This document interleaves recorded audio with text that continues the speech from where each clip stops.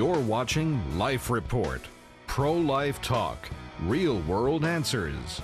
Life Report trains people to more effectively defend their pro-life beliefs while honestly examining the strengths and weaknesses of both sides. We're the show other pro-lifers may have warned you about. This is Life Report. Welcome to Life Report. I'm your host, Awesome. Josh Brom. I'm here with Liz Goddard and Andrew Nemi. This is Andrew Nemi's first television show. That's I right. feel so honored. You are so honored. You're an honorable person, and we are honored to have you. It's really good. So here's the deal. I'm going to do this in 60 seconds. If you want the full explanation of why Andrew is our new co-host and not Kyle, then you can go Email to Josh. Pro-Life Podcast. Go to prolifepodcast.net, click on the tag open line, or at least the first open line episode, and we go into a full explanation of that. But here's the 60-second version. Kyle is engineering the show. He's Yes. really nerdy, so he's helping out behind the scenes, and he's awesome. In a good way. And Andrew is here because he is more of a newcomer to he's not in pro-life movement. You're not newcomer in the sense. Okay, here's what I mean. Yeah. You've done a lot of pro-life stuff, but you don't work full-time in the pro-life movement. And so you kind of come in with that She doesn't. kind of new. I know she doesn't, but this is Easy. this is what you said your role is.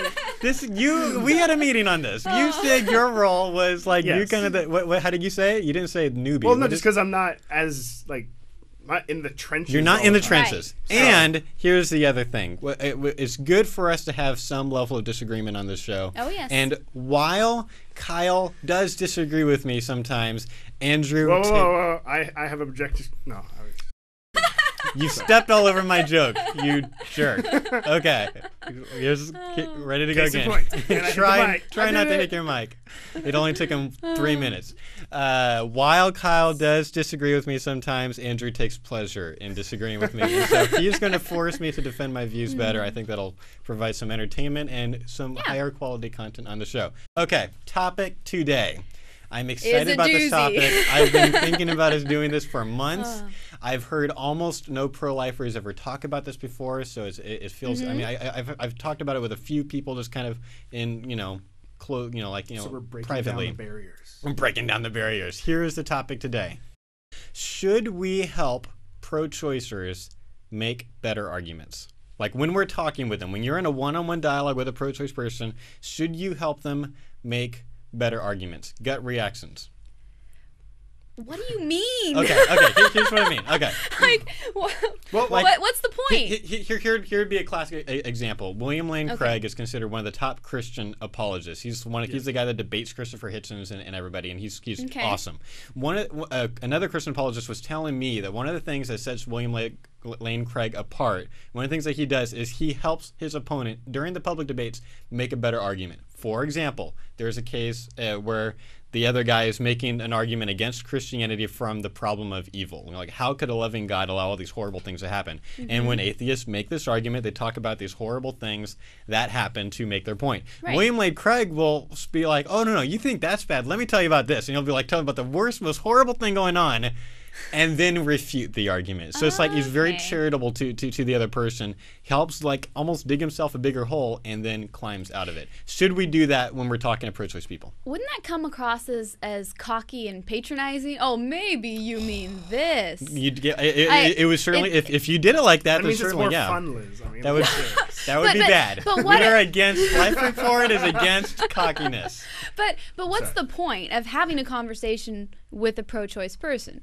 Is it You tell me. okay? Is it first to change their mind and make them pro-life, and then train them in the best pro-life arguments, or is it to more firmly entrench them in the pro-choice view? and for first reactions.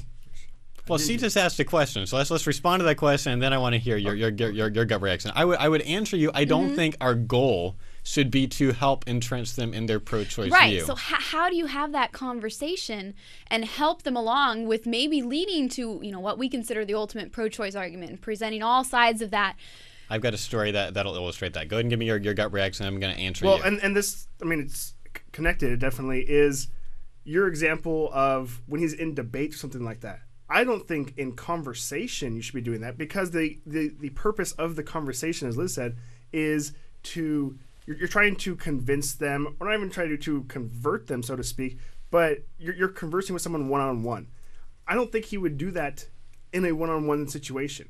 In a debate, it becomes much more advantageous for that, because you are able to show everyone that this is the argument that the other person is showing, and they have so little evidence toward it. Yes. Then that's what sounds cocky. Can we all agree that works very well in a public debate setting?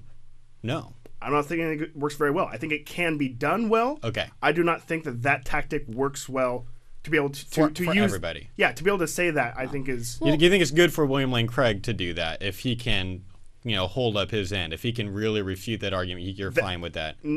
That's what he's going for. He's going to lose some people in the audience because of that, but he's going to get others because of it. I would say if you do it right in debate, it's a great tactic to present what appears to be the enemy's best argument and then refute it. It's a tactic that you learn in argumentation and debate. Yeah.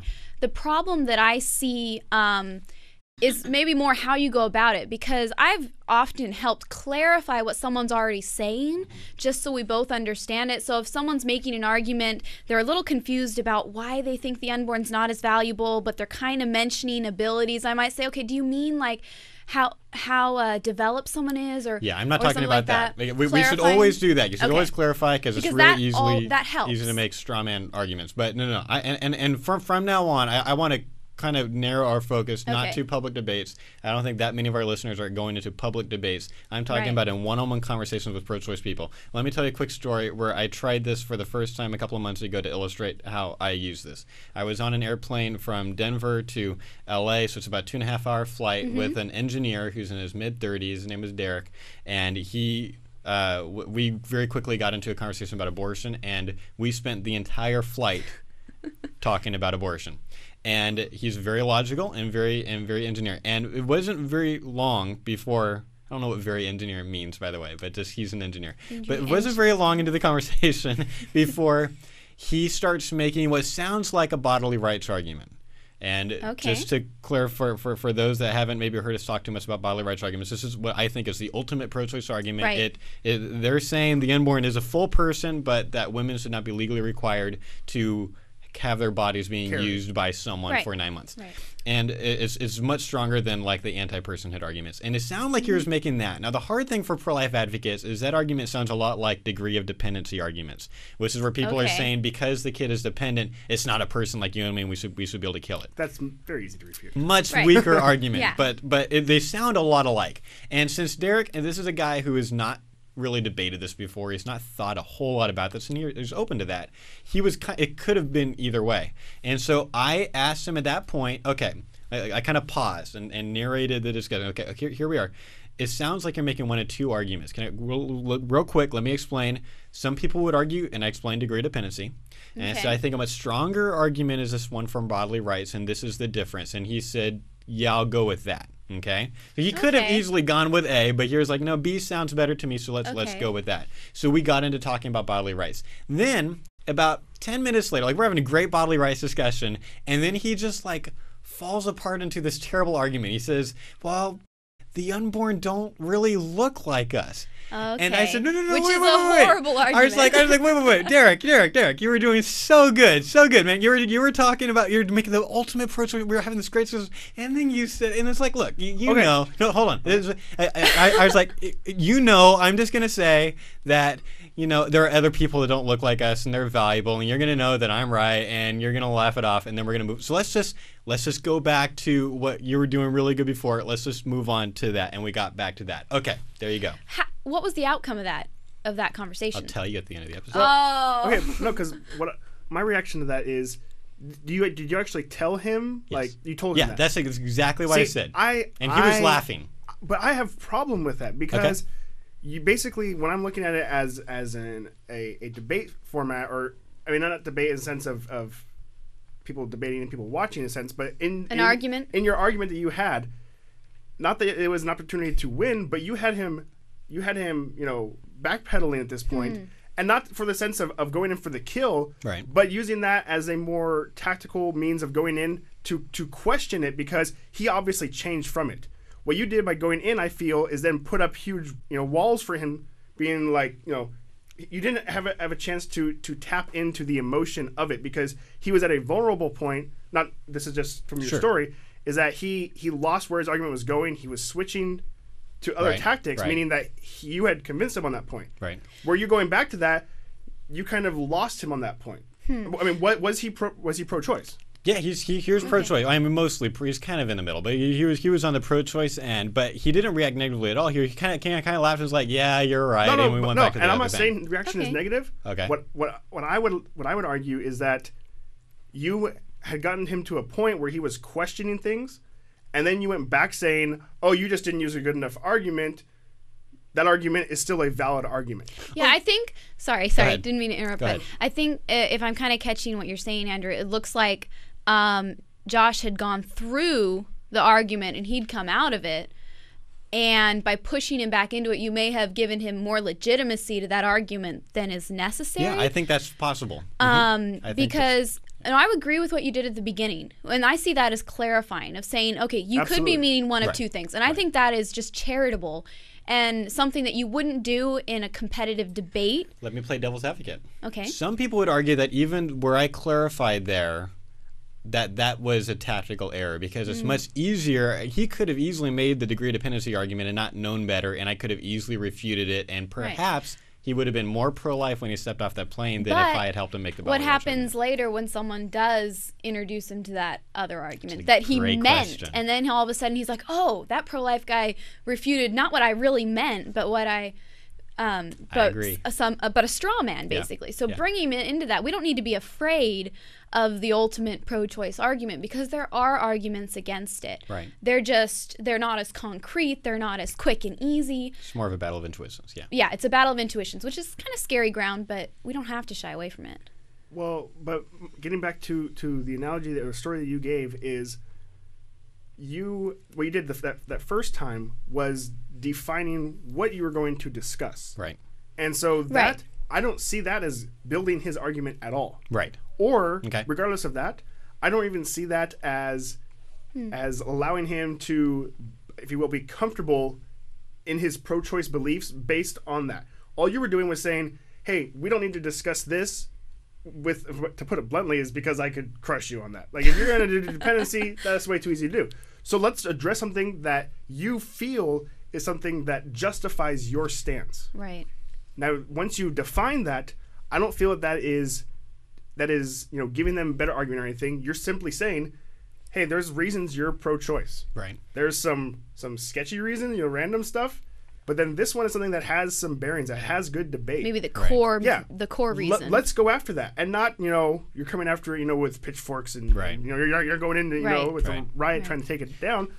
But you, I'm assuming, went in there very tactical, and was able to convince him, so to speak, that isn't grounds enough to continue staying pro-choice. Yeah, I was very tactful. He went. Thank you. He went out of that's my word now. He went out of that, meaning he had no other way of defending that stance.